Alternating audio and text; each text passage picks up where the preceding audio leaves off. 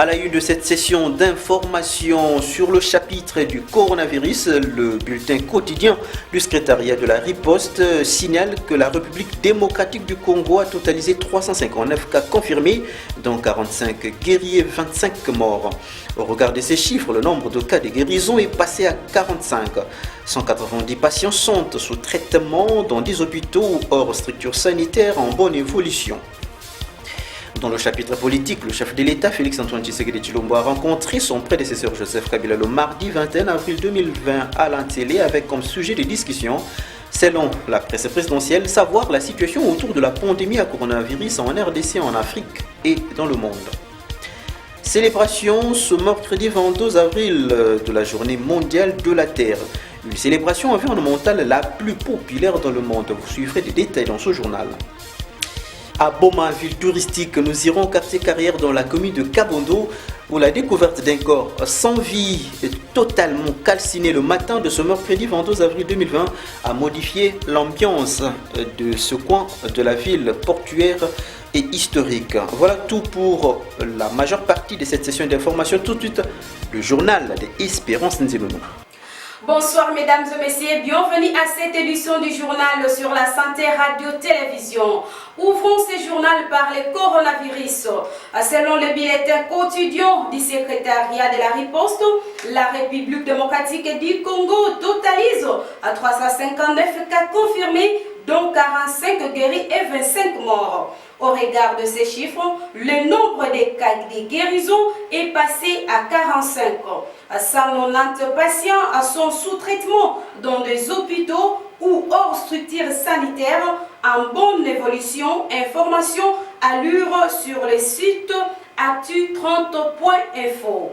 Dans le chapitre politique, mesdames et messieurs, le chef de l'État congolais, Félix-Antoine Tshisekedi Tshilombo, a rencontré son prédécesseur Joseph Kabila Kabange le mardi 21 avril 2020 à l'Antélé avec comme sujet de discussion, selon la presse présidentielle, savoir la situation autour de la pandémie à coronavirus en République démocratique du Congo, en Afrique et dans le monde. Reportage. Alors que tout le monde s'attendait à ce que les deux personnalités évoquent également la crise qui prévaut en ces moments au sein de la coalition FCC-Cash, notamment avec la polémique née des déclarations du président du Sénat Alexis Thambwe Mwamba d'une convocation d'un congrès en vue de légaliser les dispositions de l'état d'urgence sanitaire prises par Félix Tshisekedi.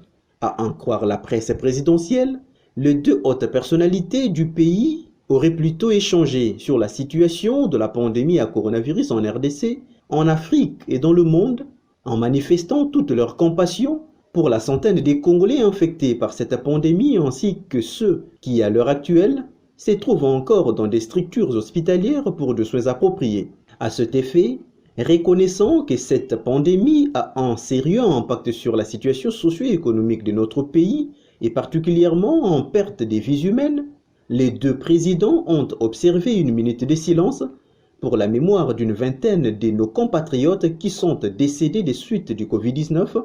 Ils ont présenté leurs condoléances aux familles éplorées. Toutefois, l'appel à la cohésion nationale et à l'unité lancé par les deux présidents pour parvenir à résoudre cette crise sanitaire ressemble davantage à un rappel à l'ordre par chacun de ses troupes et l'instauration d'une nouvelle trêve entre les deux partis de la coalition au pouvoir. C'est par ailleurs dans le cadre d'un tour de table avec différentes forces politiques et locales du pays en vue de faire le point sur cette pandémie que le président de la République a invité son prédécesseur pour des concertations. D'une part, nous fait savoir le communiqué officiel de cette rencontre. Désormais, les deux hautes personnalités se sont engagées à rester ensemble, mobilisées pour cette lutte et conviennent de continuer à se concerter régulièrement pour évaluer la riposte à cette pandémie dans notre pays. Vous avez bel et bien reconnu les timbres vocaux de Venambaki. Célébration ce 22 avril 2020 de la Journée mondiale de la Terre, une célébration environnementale la plus populaire dans le monde. Regardez. Cet événement a été célébré pour la première fois le 22 avril 1970. Le Jour de la Terre est aujourd'hui reconnu comme l'événement environnemental populaire le plus important au monde. Le fondateur de cet événement est le sénateur américain Gaylord Nelson. Il encouragea les étudiants à mettre sur pied des projets de sensibilisation à l'environnement dans leur communauté. Aujourd'hui, le Jour de la Terre est célébré à travers le monde par plus de 500 millions de personnes dans 184 pays. Le 30 mars 2005, l'UNESCO publiait la première évaluation des écosystèmes pour le millénaire, un rapport accablant sur l'impact de l'homme sur la planète.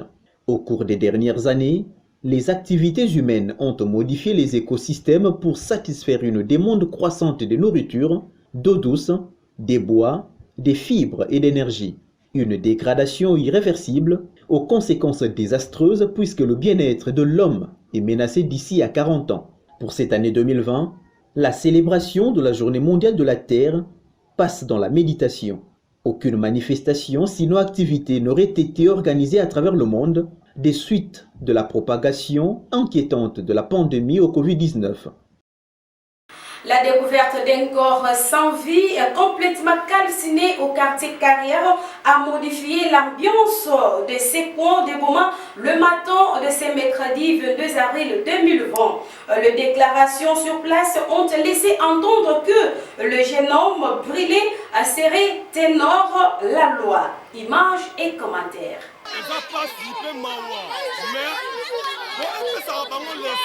La justice populaire commence à prendre un rythme inquiétant à Boma après une accalmie observée. Des jeunes, parce qu'ils en ont marre, se livrent au phénomène lynchage une fois appréhendé un hors-la-loi en flagrance. Dans la commune de Kabondo, c'est la procédure qui s'observe dans plusieurs quartiers. Tellement que le taux de criminalité s'est accru à Boma, la population s'est fait justice, à l'instar de ce qui s'est passé à l'aube de ce mercredi 22 avril 2020 au quartier Carrière. Ces images démontrent qu'un jeune homme a été brûlé vif. Pourtant, le lynchage reste un acte répréhensible par la loi congolaise.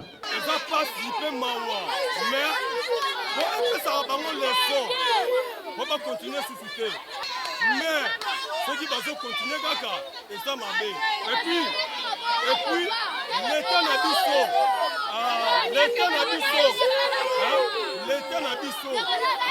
solution pour la bataille. Alors, ceux qui Bokangi, Bobimisi, ils ont bien été. Alors, ceux qui ont continué Kaka.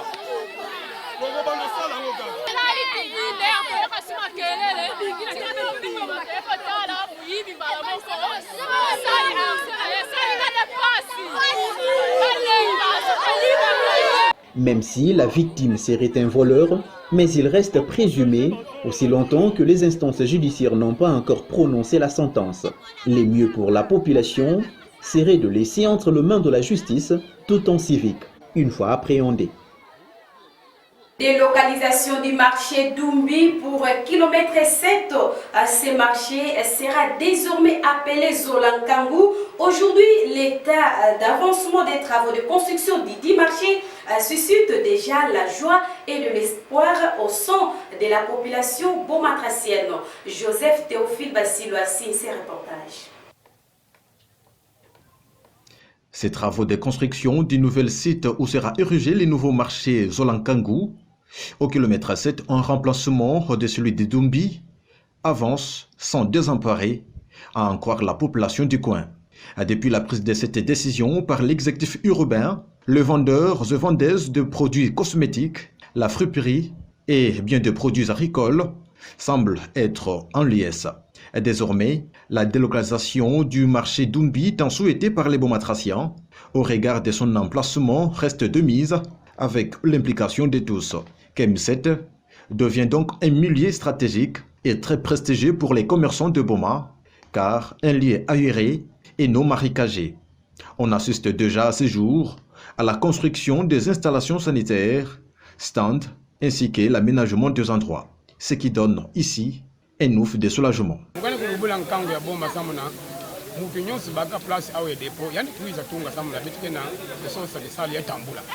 na ba mama yayi baka tukife ba mesa ba kuiza babaka ba mesa muna kadasi kene kumanisa sana sana sala pavio para pavio yambo kene kulomba nkangu yose adundi ba kuiza baka ba place muna Biamba mbote mekuma kwa parce que ngemo na terrain kindi atele ni maske mbule menoka me net yani noka ya zole ba mama yose tukene kuiza baka pavio ba wina bake baka afuna landa moderne ya imekuma au na ba mesa moderne ya imekuma au na kati ya terrain el ba mekuiza ba manatu ba menje importe menje ina bake nata anafuna baka moderne ya ba mesa ukiwe tumesale ya ba funa landa formation ya ba funa landa na kubaka ba mesa whisky marché tozobenga kaka batu baya kopesa baya kokomama pour que toyeba combien de personnes ba oyo bako yana zandu. Alors c'est pour cela que topesi mesure oyo mutu fo alanda kaka modèle ya marché oyo modèle ya ba pavio oyo po toboyi mutu ateka na se. Alors tolobi te ke na minute oyo ke non tonga kaka boite mbongo eza passe tango zandu ekofungwa tozokoma na moma ya elanga. Tango yozo teka, bosangani 18 personnes ou 20 personnes na pavillon, bosangi simbongo, botongi na malembe. Mais eloko tozo senga nano d'abord, boya kozwa ba place. Tango bozoya kozwa ba place, kuna te tokoyeba ke no pavillon oyo ezana autant de personnes. Dans la commune d'Indiadi, nous sommes toujours là à Boma, ville portière et historique. Un trou vient de se former sur la chaussée, plus précisément devant l'entreprise congolaise des voies maritimes, CFM en sigle. Cet état de choses préoccupe au plus haut point les usagers de cette route. Regardez. Ces trous s'est formé au bord du Macadam, plus précisément devant le département de la Société congolaise des voies maritimes, situé dans la commune d'Inzadi à Boma. Cette situation est observée depuis un moment assez considérable. Comme vous le voyez à travers ces images, ces nids de poules ne facilitent plus bonnement la circulation aux conducteurs d'engins roulants et piétons. Les eaux y stagnent après la tombée de chaque pluie. Voilà qui inquiète plus d'une personne. Outre cela, ces trous constituent un danger pour les usagers qui en fréquentent régulièrement. Il s'est de signaler que cette partie de la chaussée n'a jusque-là pas encore subi une réparation. Quelques voix s'expriment. Que vraiment, nayebi que tozana ba konzina biso. Biso nyonso tokomi kokima maladi oyo balobi coronavirus. Mais soki na boye, est-ce que tokobika bien tokobika te?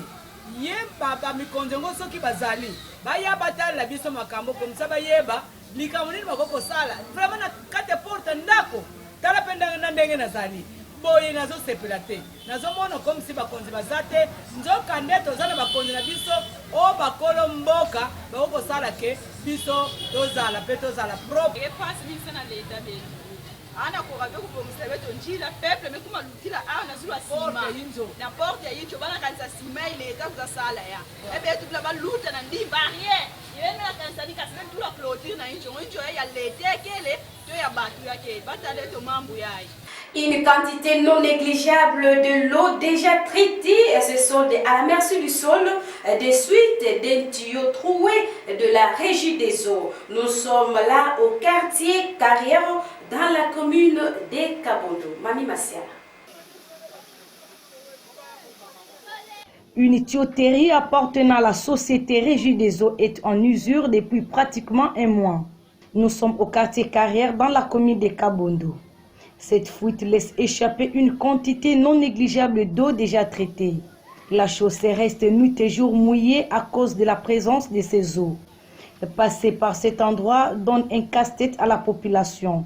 Outre cela, les robinets de la régie des eaux installés dans d'autres domiciles ne font plus jaillir normalement parce qu'une grande pression d'eau y est observée. Ce ne sont pas seulement les habitants des carrières qui sont privés d'eau, mais aussi la régie des eaux qui enregistre une véritable perte. La réparation de cette conduite en usure est d'urgence, a déclaré ces beaux matraciens.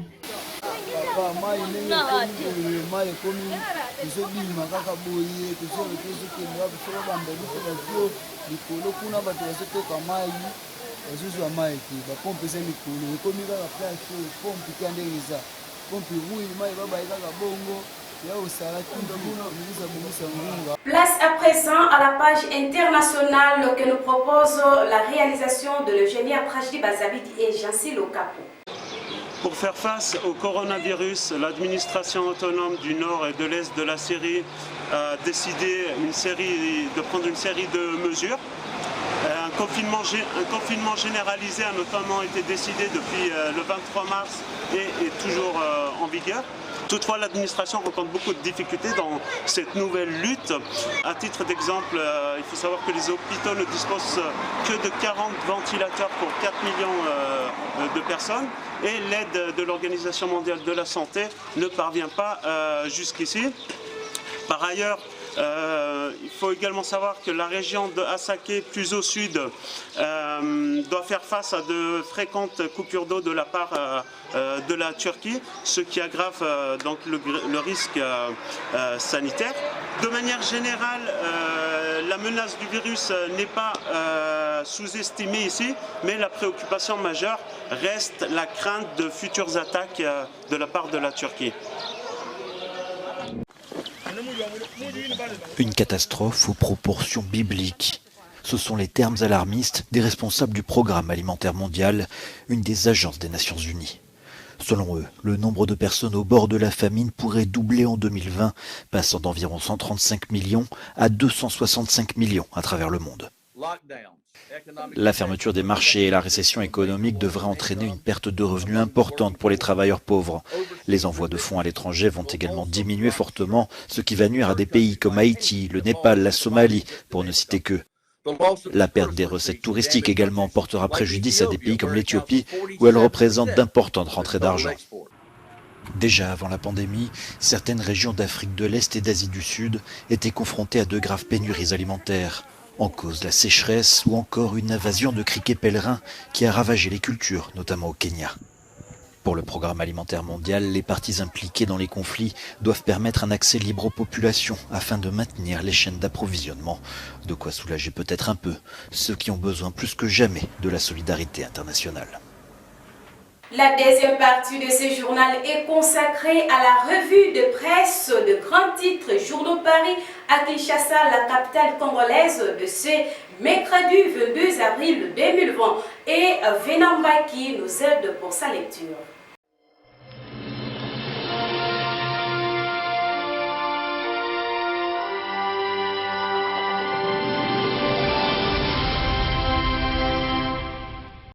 Bienvenue à cette revue de presse de ce mercredi 22 avril 2020. La question de la poursuite ou non de l'année scolaire et la rencontre entre le président Félix Tshisekedi et son prédécesseur Joseph Kabila sont au menu de la presse congolaise de ce mercredi. L'année scolaire 2019-2020 ne sera pas blanche en République démocratique du Congo, en dépit de la suspension des cours depuis plus d'un mois et la prorogation de l'état d'urgence pour, dans un premier temps, une période de 15 jours avec risque de glissement sans limitation, renseigne le journal Le Phare. À ce sujet, Dépêche.cd fait remarquer que des efforts sont parfois fournis avec des cours sur des chaînes locales de télévision. Mais les coupures d'électricité ne facilitent le suivi de ces leçons. Au regard de cette situation, les cours en ligne seraient une option, mais quelques parents se plaignent là aussi de la cherté des mégas et de la connexion, ou encore des manques d'électricité pour la recharge des téléphones. Parlons toujours du coronavirus, mais sous un autre angle, Actualité.cd annonce du nouveau guéri et 9 cas confirmés. Selon le bulletin quotidien du secrétariat de la riposte, la RDC totalise 359 cas confirmés, dont 45 guéris et 25 morts. Avec sa courbe graphique, ZoomEco.net démontre que le taux de guérison hausse de 1,4% et celui de létalité baisse de 1,1%. Cela signifie que le nombre de décès est resté stable, alors que celui des guérisons poursuit sa montée en flèche. Autre journal, autre chapitre.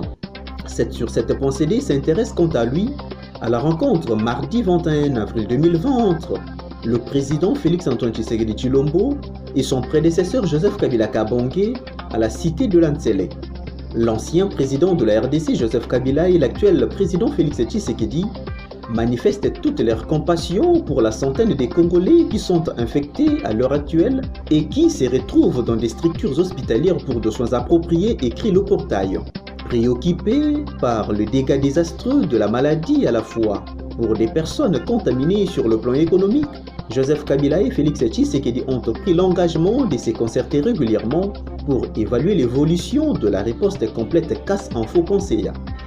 Dans le chapitre politique, pour boucler cette revue de presse, le journal La Prospérité se focalise sur le désaccord fréquent de Jean-Marc Kabound, premier vice-président de l'Assemblée nationale, avec sa chef hiérarchique.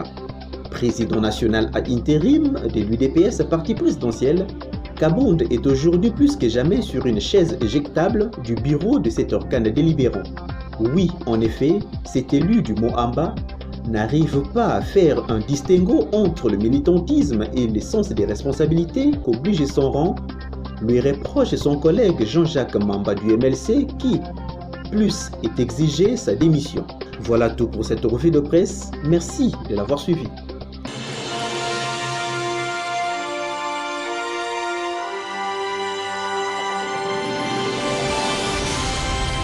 Mesdames et messieurs, c'est la fin de ce journal, mais avant tout, d'abord, les principales articulations ayant dominé cette édition du journal.